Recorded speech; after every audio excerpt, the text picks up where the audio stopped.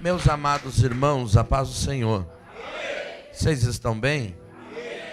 Deus abençoe vocês. Muito obrigado, pastor João. É um prazer estar com os irmãos aqui. Pastor João me deixou na liberdade. Eu tenho uma palavra de Deus para você. Quantos acreditam nisso? Eu tenho uma palavra de Deus para você. Bom, abra sua Bíblia, Filipenses, capítulo de número 4, verso de número, aleluia, 13. Quem achou, diga amém. Você conhece por demais esse texto, mas eu quero que você, por favor, tenha paciência comigo. Filipenses 4:13 diz assim: posso todas as coisas naquele que me fortalece. Quem acredita nisso? Então repita comigo, por favor. Posso. Diga de novo. Agora olhe para o seu irmão e diga para ele assim: eu posso ser. Não, repita para ele de novo. Eu posso ser. Amém? Sente-se. Eu vou tentar explicar para você, guarde essa expressão, eu posso ser, o porquê disso, ok? Mas como o pastor estava conversando comigo, ainda citou ontem o texto, a parte da mensagem que a pastora que pregou ontem aqui, ainda bem que ela pregou primeiro do que eu, né, irmão? Porque falar depois dela fica difícil. Então agora, né, eu sei só dar glória a Jesus, aí fica fácil para mim, tá bom? Mas olhe para o seu irmão e diga para ele: se você quer novidade, diga para ele, o seu lugar não é o evangelho. Diga para ele, o seu lugar não é uma igreja evangélica. Diga para ele, no evangelho não existe novidade. Diga para ele, não existe novidade. Fala para ele, não confunda novidade com renovação. Renovação é uma coisa, novidade é outra. Fala para ele, está atrás de coisa nova. Jesus não tem esse tipo de coisa para você, de novidade. Jesus tem renovação para a sua vida. Deixa eu te contar uma história, só bem rapidinho, não é nada, mas só para nós pensarmos o tipo de evangelho que nós estamos vivendo hoje. Nós estamos vivendo um evangelho, irmão, que pastores, eu também sou pastor de igreja, que cada dia, se o pastor brincar, pastora bispa, ele terá que inventar coisa nova. Os cultos hoje, irmãos, infelizmente nós estamos tendo, os pastores estão tendo que inventar a moda. É culto da pipoca, do pirulito, do chocolate, de tudo quanto é desgrama, para trazer os crentes para a igreja. Por quê, irmão? Porque não basta mais. Irmãos, eu disse outro dia à minha igreja, eu disse, irmão, Jesus morreu na cruz do Calvário. Ele era Deus. Ele se fez homem, humilhou-se a si mesmo, morreu na cruz para salvar a você e te deu o direito de entrar no céu pelas portas. Você tem o que o Antigo Testamento não teve. Somente os homens especiais podiam, mesmo assim eles não tinham. Eles tinham uma unção dada por medida. Mas Jesus deu a você o que não deu a nenhum deles. Você tem o Espírito de Deus sobre você e não é mais sobre medida. Você tem o Espírito de Deus em você.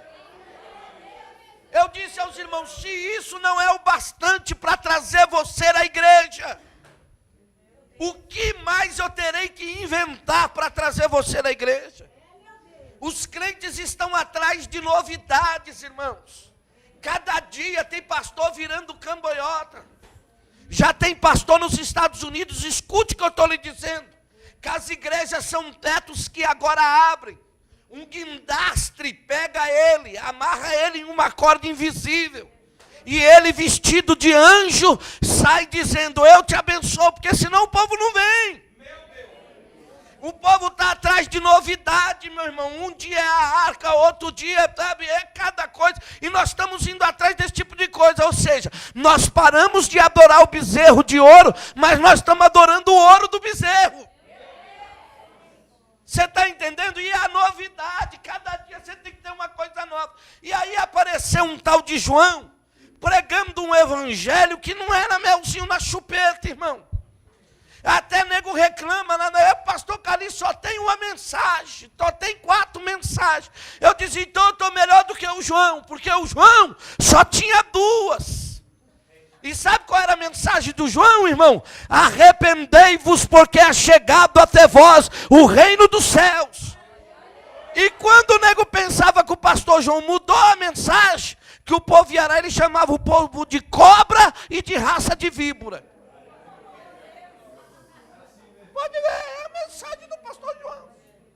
Aí vem Jesus, um jovem galileu, até um padre fez um lindo hino dizendo do jovem galileu. E aí, quando aquele jovem surgiu, pregando um evangelho, todo mundo falou, não, vamos atrás dele que ele está com a novidade. Mas a mensagem do irmão João era essa, arrependei-vos porque é chegado até vós o reino dos céus. Quando Jesus chegou, disseram, não, ele é um cara mais novo, não tem essa ideia tão radical como João, porque João usa túnica de pelo, amarrado com cinto de couro pela cintura. Jesus não, Jesus usa uma túnica muito da chique, sem costura, a qual nós chamamos de túnica incônsul. Era tão cara a túnica de Jesus, para você ter uma ideia, que os soldados quiseram lançar sorte sobre ela, porque não podia rasgar, era uma túnica excelente. Então disseram, não, é um cara mais para frente, vamos lá que ele tem uma mensagem nova, um evangelho novo para nós.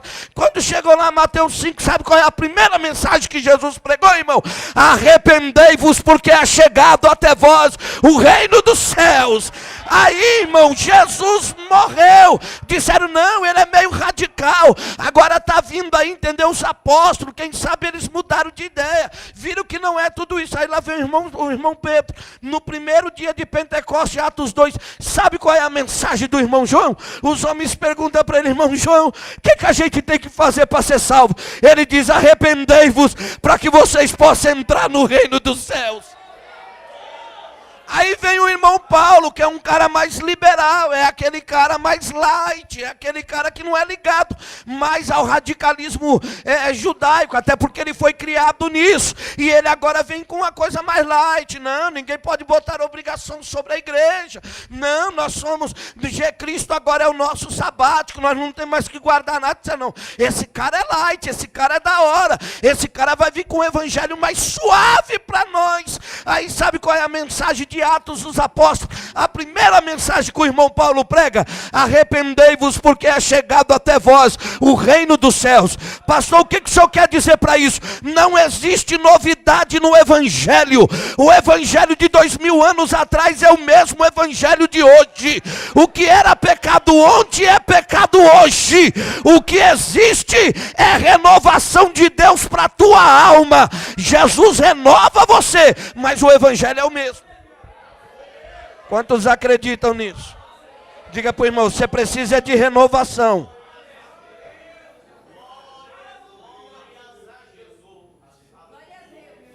Olhem para esse texto que Paulo escreve.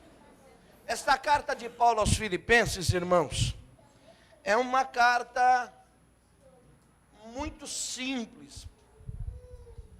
Paulo, ele tem a mania de primeiro falar a teoria das suas doutrinas e depois ele aplica o lado prático dela. Deixa eu dizer uma coisa a você. Quando Paulo escreve esta carta, Jesus já tinha sido assunto ao céu cerca de 25 anos. A fé dos irmãos em Filipos já não era a mesma. E eu vou tentar explicar para você o porquê. Você pegar esta carta de Paulo, e você pegar todas as outras 13 cartas que Paulo escreveu, todas as outras cartas, você juntar todas elas, a expressão alegria, em todas as outras cartas aparece simplesmente 13 vezes. Só que só nesta carta, a expressão alegria aparece por mais de 30 vezes. Então Paulo fala sobre a expressão alegria nesta carta aos Filipenses 3 vezes mais do que juntando todas as suas outras cartas. Só que há um segredo. Ele está escrevendo a uma igreja que não tem mais alegria de servir ao Senhor. Ele está escrevendo a uma igreja, a uns irmãos que perderam aquele ânimo. Ele está escrevendo a um povo que precisa que a presença de Jesus, ou a presença de Deus, volte a acender as brasas dos seus corações. Porque elas estão apagadas. E Paulo começa a falar com eles sobre a alegria, e você vai achar nesta carta expressões dele dizendo: muito me alegrei quando eu comecei a escrever a vocês. Expressões como essa: alegrai-vos no Senhor. Outra vez eu vos digo, regozijai-vos no Senhor. E aí quando os irmãos começam a ver, Paulo vai escrevendo e ele vai dizendo: o motivo da minha alegria é vós sois a alegria da minha coroa. E ele começa a dizer aos cristãos: Cristo, a nossa alegria. E ele começa a dizer aos cristãos: não, meus irmãos, estejam sempre alegres. E o desafio de Paulo é esse: outra vez eu vos digo, alegrai-vos. E aí quando os irmãos falam, não, ele acabou, ele diz: não, outra vez eu vos digo, regozijai-vos no Senhor, alegrai-vos no Senhor e na força do seu poder.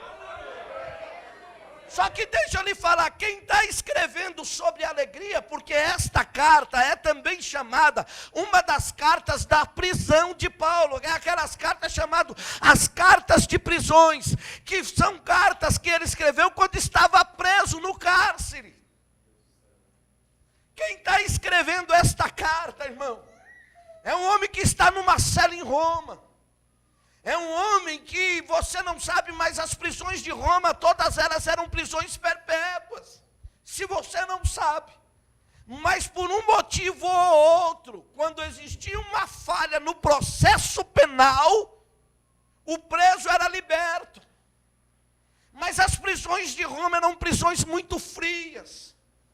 Prisões que não tinham janelas, por isso que Paulo escreve a sua segunda carta a Timóteo, e diz a ele assim: passa logo em Troade, pega a capa, porque o inverno aqui é terrível, e eu já não estou mais para aguentar de tanto frio. E aí ele escreve, trancado, prisioneiro, mas ele escreve aos irmãos, e mais do que nunca, na sua vida, ele fala sobre alegria. Depois tem a curiosidade, é só 4 capítulos, e você vai ler e você vai achar essa expressão alegria constantemente nesta carta. Pastor, o que o senhor está dizendo? Eu estou tentando dizer a você aquilo que Paulo, ao escrever à igreja, estava tentando dizer aos crentes. O quê? Que a alegria do cristão, a alegria produzida dentro do crente, não depende do seu estado, não depende de onde ele está, não depende do que ele tem, não depende se ele está preso ou se ele está solto. Isso é algo que é produzido pelo Espírito de Deus, e é algo que ninguém pode tirar. Não tem cela que arranque a alegria do crente. Não tem tribulação que possa arrancar de dentro do crente a alegria. Então Paulo está dizendo para mim, para você hoje: não interessa, você não está pior do que eu, você não está em nenhuma prisão. E Paulo, mesmo preso, disse aos irmãos: alegrai-vos no Senhor. Outra vez eu vos digo, alegrai-vos. Olhe para o seu irmão e diga para ele: se alegre no Senhor. Meus irmãos, o grande problema é que a maioria de nós já perdeu esta alegria. Quantos ainda têm alegria de serem crentes? O crente que perdeu a alegria, sabe como é que é mais ou menos a expressão do culto dele? Ele diz assim: eu vou à igreja, se eu gostar dos louvores, aí eu dou glória a Deus. Eu vou à igreja, se o cantor que cantar é aquele que eu sou fã, aí eu glorifico a Deus. Eu vou à igreja, se a palavra me agradar, se a palavra falar comigo, mas assim, o que eu quero, aí eu glorifico a Deus. Esse é o tipo de cristão que já perdeu a alegria da salvação há muito tempo. Porque quem ainda tem a alegria da salvação, o culto não começa às 7h30, irmão.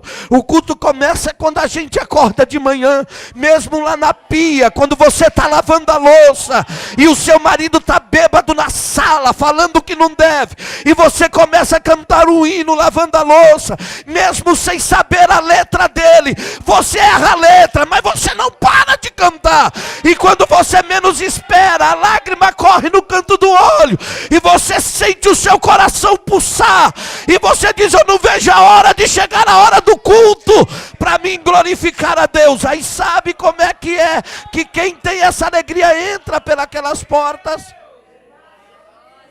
Quem ainda tem essa alegria, não depende de quem vai cantar. Quem ainda tem esta alegria, não depende de quem vai pregar. Quem tem esta alegria ainda diz como o Salmo, no Salmo 100, o Salmo 101, ele diz: Senhor, eu me alegrei quando me disseram, vamos à casa do Senhor.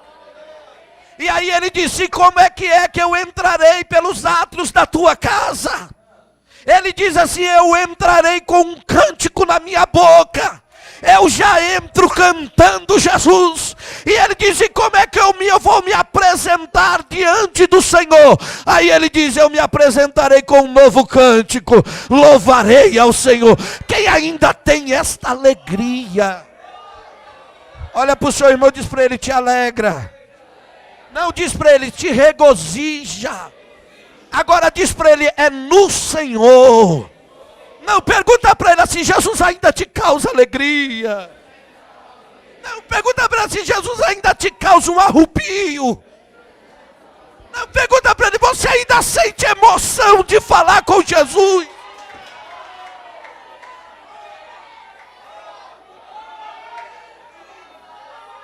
Não, pergunta para ele: você sente? Deixa eu te dizer, Sally Randall Spurgeon, o príncipe dos pregadores que viveu no século XVIII, no ano de 1823, ensinando os seus alunos, ele disse que o maior problema nosso é se nós nos tornarmos como crentes gatos de armazém. Spurgeon explica que o gato de armazém é aquele que gosta de ficar perto da lareira, mas por mais que a brasa caia nele, a única coisa que ele faz é puxar ela para o lado. E eu fico impressionado, irmão, como que nós olhamos para crentes que vêm na igreja 1 dia, 2 dias, 3 dias, 4 dias, 5 dias, 6 dias, e você fica lá, porque a gente é pastor, a gente observa, do jeito que o cara entra, o cara sai, muitas vezes ele sai pior do que o que ele entra. Você não ouve uma expressão de alegria, você não ouve um glória a Deus, você não vê uma lágrima nos olhos, você não vê quando ele é branquinho fica vermelho, ou quando ele é mais moreninho vai ficando bem roxo, né, irmão? Igual nós, você não vê mais nada, não é, varão? Você não sente nada, irmão. Eu fico pensando: meu Deus, aonde está a alegria de te servir, Jesus? Aonde está a alegria de te servir? Estão precisando dizer como Davi: Senhor, torna-me a alegria da salvação. Você pode não perder, mas pode sim ser como uma mulher entristecida, que fica com o marido que atrai, ela não vai embora, mas fica em casa entristecida. E Paulo disse: não entristeçais o Espírito Santo, pelo qual estáis selado para o dia da grande redenção. É por isso que a gente está cheio de crente triste, crente que já não sente mais alegria, gato de armazém.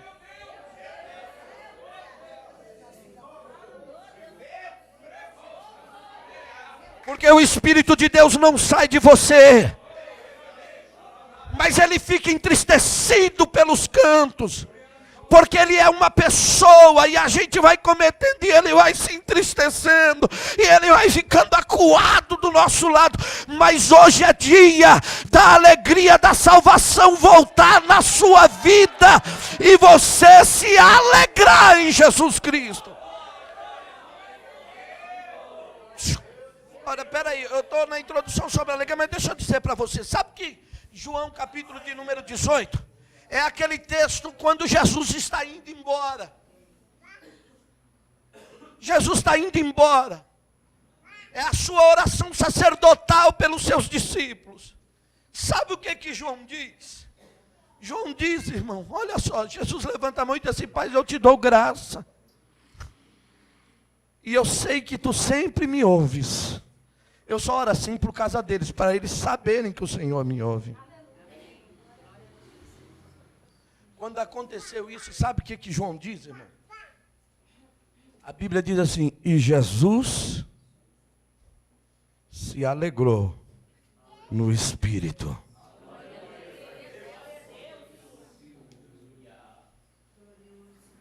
Olha para o seu irmão e diz assim: se Jesus, que é Jesus, se alegrou. Pergunta para ele: e você? Não, pergunta para ele: tu é melhor do que ele? É? Se não é, então te alegra.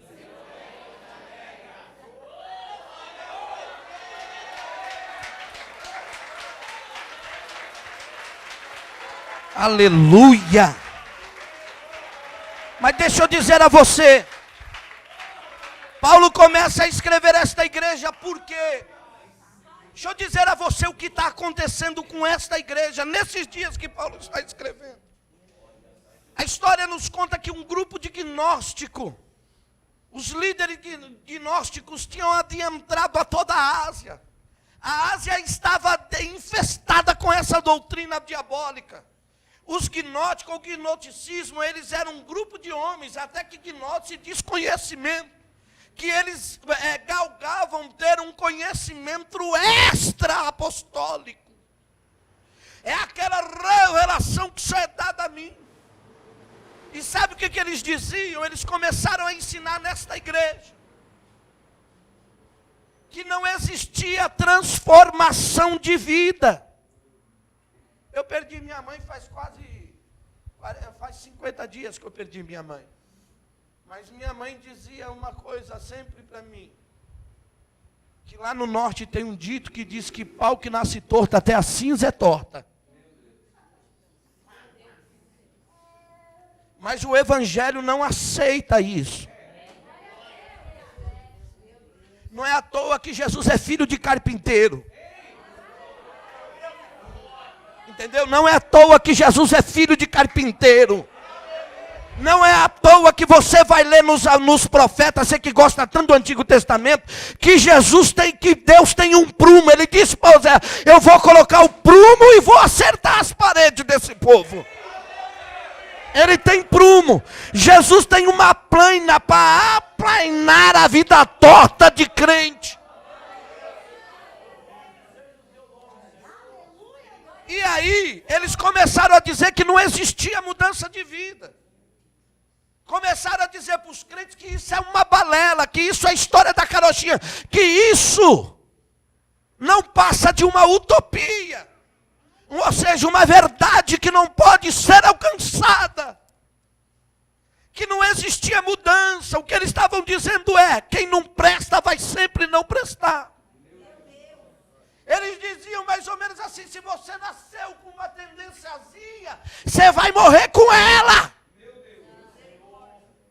Eles estavam dizendo para eles: não existe essa balela de mudança de vida. Se você nasceu com um vínculozinho, uma sementezinha para ser ladrão, você vai ser ladrão. O que eles estavam dizendo que as ideias de Paulo eram totalmente equivocadas. Como Paulo escreveu ao Coríntios dizendo: daquele que roubava, agora não roube mais. Mas só não basta parar de roubar, parasita, disse Paulo. Não, ele diz: mas agora trabalhe com a sua própria mão, para não ser pesado a ninguém. Só que os líderes gnósticos, pastores, estavam dizendo: isso não existe. Quem não presta, vai continuar não prestando. Sabe o que eles estavam dizendo a eles? Que aquela mulher prostituta continuaria sendo prostituta pelo resto da sua vida. O que eles estavam dizendo é que o ladrão, cobrador de imposto, ia continuar ladrão para sempre. Quando ele tivesse uma oportunidade, ele ia meter a mão. De certa forma, esses líderes gnósticos pegaram a igreja no que nós chamamos o calcanhar de Aquiles. Eles começaram a perverter as palavras do próprio Paulo. Porque o próprio Paulo reconheceu que algumas vezes parece que nós estamos parecendo carro velho. Você já viu? Carro velho com pneu careca. Quem já teve? Você não sabe o que é prova, irmão. Eu tinha uma Santana Quanto. Ronaldo, se você rir, eu te jogo esse microfone daqui para lá. Irmão, os pneus da bicha, eu passei umas provas, 3 anos, que o pneu, irmão, era mais careca. Eu não estou vendo nenhum irmão aqui com o carro igual o meu. Não, pastor, o senhor ainda está na benção. A bicha era liso, irmão. E você já tentou andar na chuva com um carro com pneu careca? Irmão, perto de casa, Ronaldo, é um subidão assim. E um dia, pastor, à meia-noite, eu vi numa prova de Santo André, tinha ido pregar em Santo André, tá a irmã Carla dentro do carro. Irmão, os meninos tudo dentro do carro. Irmão, eu estou subindo aquela ladeira e eu pensei, né, pneu careca, uma chuva dessa, eu vou vir a milhão, entendeu? Eu acelero, aí eu subo, você sabe, né, legal? Falei, rapaz. Irmão, quando eu cheguei no meio da subida, o carro começou. E quanto mais acelerava, irmão, mais o bicho não ia para frente, mas ele voltava para trás. Não teve como subir, irmão, eu dei ré no carro. Parei lá embaixo, botei a primeira de novo, saí cantando o pneu para ver se subia. Chegar no meio da subida, voltava de ré de novo. Meu filho Felipe era terrível, falou, ih, pai, já era. Irmão, você pode brincar, mas quando foi na hora que eu olhei assim, irmão, lá tem um velhinho com uma bicicleta e um guarda-chuva. Não sei se ele era guarda de rua, o que era, irmão, quase 00:30, eu já 40 minutos tentando subir. O velho bate no vidro. Falei, pronto, Jesus, era só o que me faltava agora. O diabo mandar alguém para rir de mim ainda. Velhinho abriu o vidro e falou, chovendo, né? É. Falei assim, quer subir não, né? Quer não. Falei assim, é que o meu filho está fazendo errado. Eu olhei assim e falei, o miserável tem uma bicicleta e está querendo me ensinar a dirigir. Mas fiquei quieto. Velhinho falou para mim, falou assim, olha os pneus do teu carro. Tá careca, hein? Falei assim, sabe o que é isso aí, pastor? Eu falei, sei não. O senhor é crente, né? Eu falei, sou. Isso aí é sinal que esse pneu já rodou muito. Foi perdendo a vida. Foi desgastando. Eu falei, pronto, se vier agora vai querer ensinar eu a pregar. Daqui a pouco o velho pegou e falou assim, deixa eu dizer uma coisa para o senhor. Se o senhor continuar acelerando desse jeito, o senhor não vai chegar a lugar nenhum. Eu falei, então fala. O velho falou para mim assim, com o pneu nessa situação, o senhor tem que colocar a marcha mais forte. Qual que é? Eu falei, a primeira. Ele falou, isso. Põe a primeira. Vai acelerando devagarzinho. Controla na embreagem e vai devagar. Não acelera muito, porque aí o carro não dá muita rotação e não derrapa. Vai na moralzinha, que o senhor vai chegar lá e dizer, eu vou ficar aqui embaixo olhando. Não tinha mais o que fazer, irmão. Fui na do velho, botei a primeira. E fui acelerando devagarzinho. Pam, e não é que o carro foi subindo. Quando eu ia dar um acelerão, o velho fazia assim lá embaixo. Diminui. E eu ia diminuindo, pastor. E quando eu fui vendo, devagarzinho, aí eu entro para a esquerda, assim para minha cara. Quando eu entrei, que acabou a subida, o velho fez assim.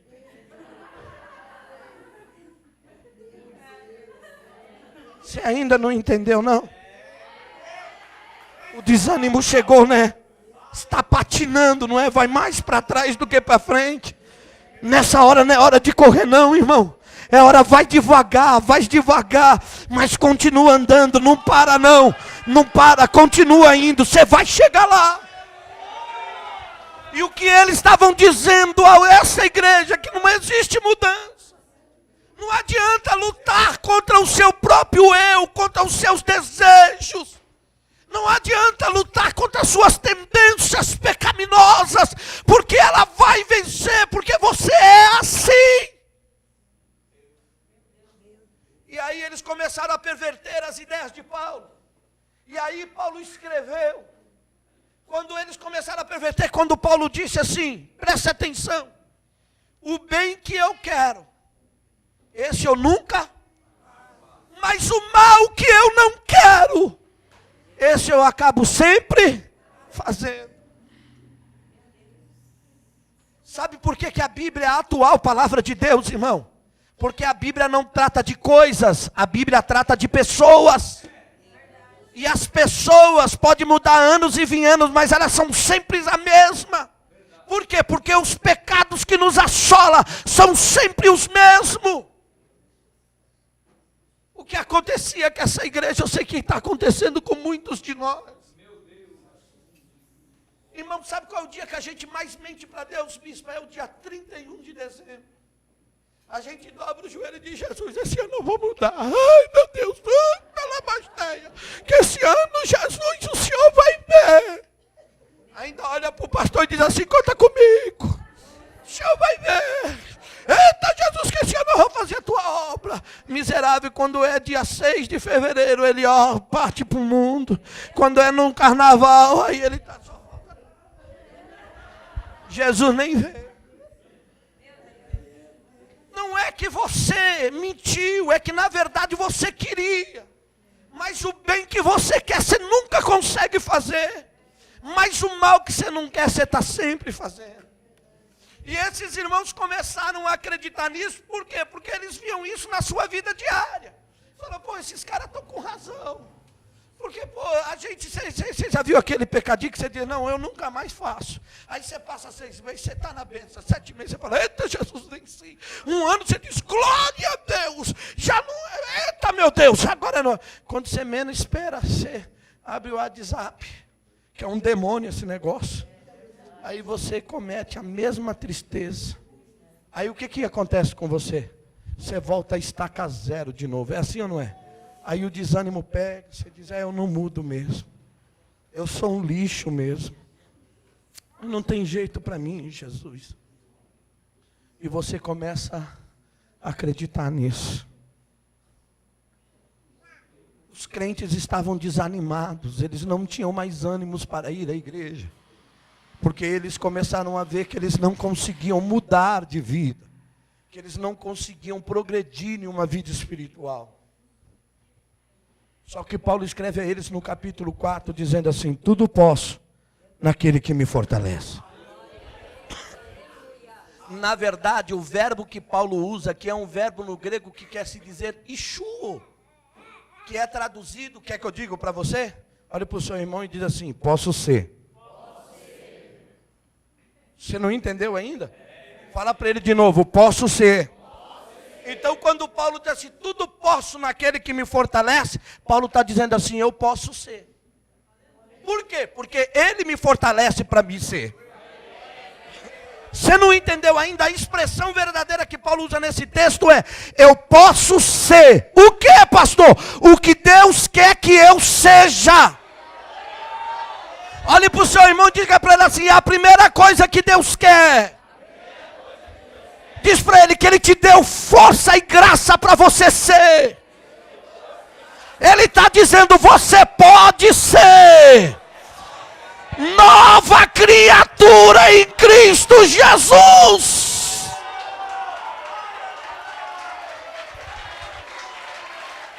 Aleluia. Sabe onde Paulo diz isso? Quando os irmãos estão totalmente tristes, Paulo começa a escrever a eles no capítulo de número 1 e diz assim: eu muito me alegro por vocês ainda estarem permanecendo no Evangelho. Aí olha só o que Paulo diz em Filipenses capítulo 1 e o verso de número 6. Ele dá logo a primeira dose de ânimo, pastor, no povo, para quebrar essa doutrina diabólica, que você vai ser sempre o mesmo, que não adianta lutar contra os seus pecados, que não adianta lutar contra a sua tendência, seja ela qual for. Paulo escreve e diz a eles no capítulo 1 e o verso 6, sabe o que? Ele diz assim: eu estou completamente certo que aquele que começou uma boa obra em vocês, ele há de aperfeiçoá-la até o dia de Jesus o Cristo. Olhe para o seu irmão e diga: ele já começou uma boa obra em você. Fala para ele: ele vai acabar. Ele vai terminar o que começou com você. Aquele que começou a boa obra. Diga para o seu irmão, ele vai acabar. Aleluia! Eu vim aqui para dizer para você que não é o funk que diz dominado está ou está tudo dominado, não. Hoje é Jesus que olha para nós aqui e diz, já está dominado, é meu. Olhe para o seu irmão e diga, ele vai terminar o que começou. Não diz para ele, não adianta correr, irmão. Diz para ele vai terminar o que ele começou.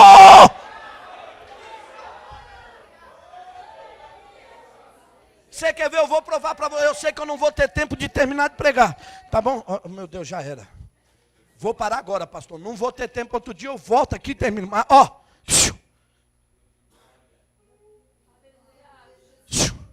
Olha para o seu irmão e diga para ele assim, Jesus não exige de nós o que ele não fez.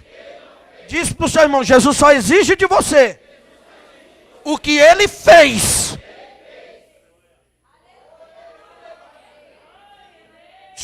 Você sabe por que o povo ia doido atrás de Jesus? Vou te falar. Sabe por quê? Porque o povo mesmo disse assim. Nós vamos saber por quê? Porque ele não ensina como ensinam os fariseus. Ele ensina com autoridade. E no que está a autoridade de Jesus? Simplesmente em fazer o que ele fala. Os fariseus falavam e não. Jesus primeiro fazia para depois. Essa é a diferença de Jesus para muitos líderes hoje. Porque Jesus primeiro fazia para depois ensinar. Que é isso, pastor? Não está não. Atos dos Apóstolos, capítulo de número 1, Lucas escreve no verso 2 e diz assim, e Jesus fazia e ensinava essas coisas.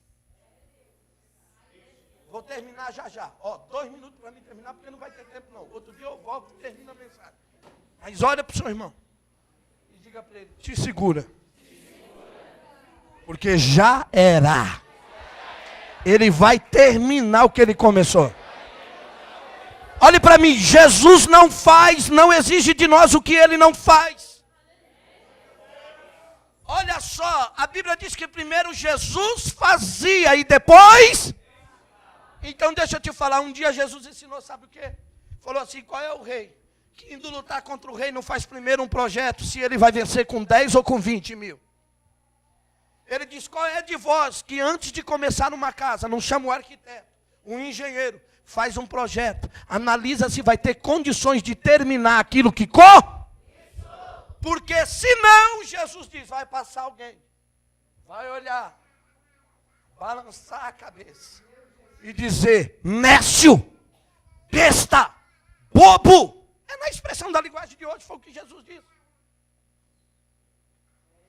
Começou e não pode. Ou seja, Jesus está exigindo que quando nós começamos alguma coisa, nós temos que analisar se a gente tem condições de ir até o final. Por isso que quando alguém diz, não, eu vou te seguir, ele diz, ó, já pensa logo, hein? Eu não tenho aonde reclinar a cabeça, hein? Já estou te dizendo. Quer vir atrás de mim? Ou seja, é tanto que ele diz, cuidado, não põe a mão no arado não. Não põe a mão. Porque se colocar a mão, não pode olhar para trás. Se colocou a mão no arado, é para frente. Não volta atrás. Então preste atenção. Vou acabar agora.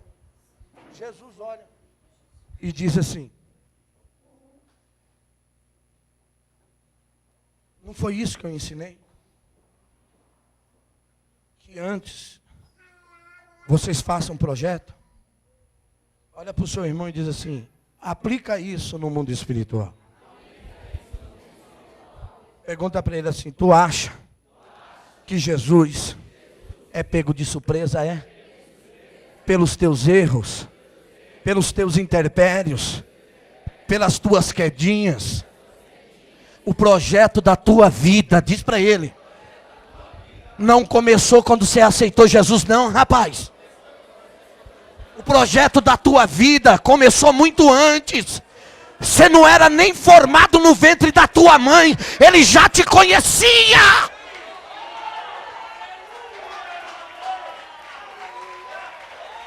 Ele disse: vinde benditos de meu Pai, e possuir o reino que vos está preparado antes da fundação do mundo. O teu projeto começou na eternidade. Então fique em pé comigo, porque eu estourei meu horário. Fique em pé, outro dia eu venho e termino. Vamos ficar só no primeiro tópico. Olha para o seu irmão e diga para ele assim: você pode ser nova criatura. Agora diz para ele, sabe por quê?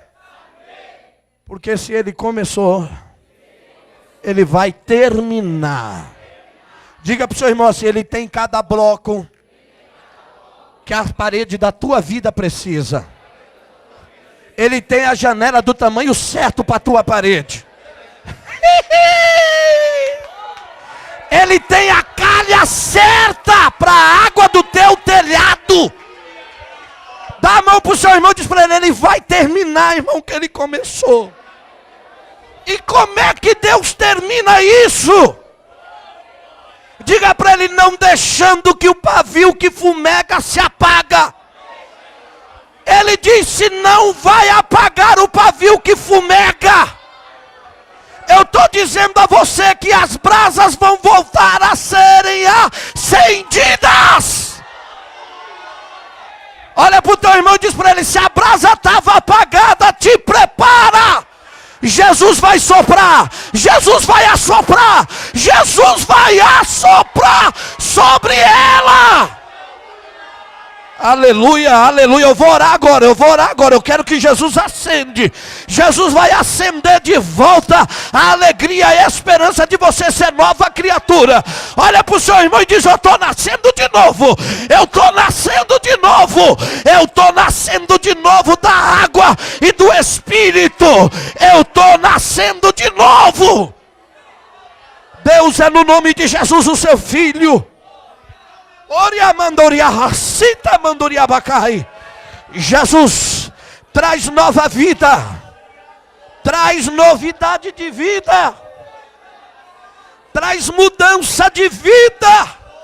Assopra, Jesus, assopra, assopra. A tua palavra diz que pelo resplendor da tua presença as brasas de fogo se acendem. Eu estou ordenando se acenda, eu estou ordenando se acenda. Tudo aquilo que estava apagado se acende, se acende. Seja acesa hoje pelo poder do Espírito de Deus, em nome de Jesus. Oh, glória a Jesus.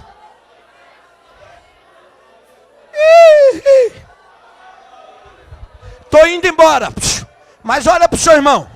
Olha para ele, fala assim: o pastor está indo embora. Fala assim, ele já pegou as coisas dele. Mas fala para ele assim: você que escolhe. Ou você deixa Jesus mudar a sua vida, ou você põe ele para fora dela. Lucas 5 diz que tinha 2 barcos na beira do lago. 2. Lucas 5, depois você lê em casa. E diz o texto, diz assim: e Jesus entrou em um deles. Não pediu licença. E sabe de quem que era o barco? A Bíblia diz: de Simão Pedro. Heseudo, historiador romano, diz que o outro barco, sabe de quem que era? De Herodes. Bem aparelhado, barco muito bem construído. Mas Jesus não entrou no barco de Herodes. Jesus entrou no barco de Pedro. E não pediu, ele já estava lá. Depois que ele estava no barco, pastor, ele olhou e falou para Pedro assim: empresta o barco para mim. Você empresta? Glória a Deus.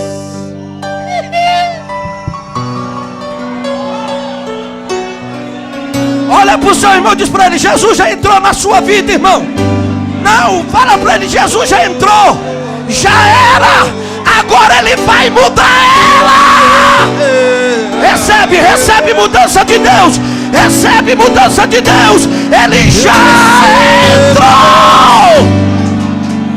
recebe, recebe, recebe, recebe graça de Deus. Ele está dizendo: nova criatura. Oh, glória a Jesus. Deus os abençoe. Outro dia eu volto, se o pastor me convidar.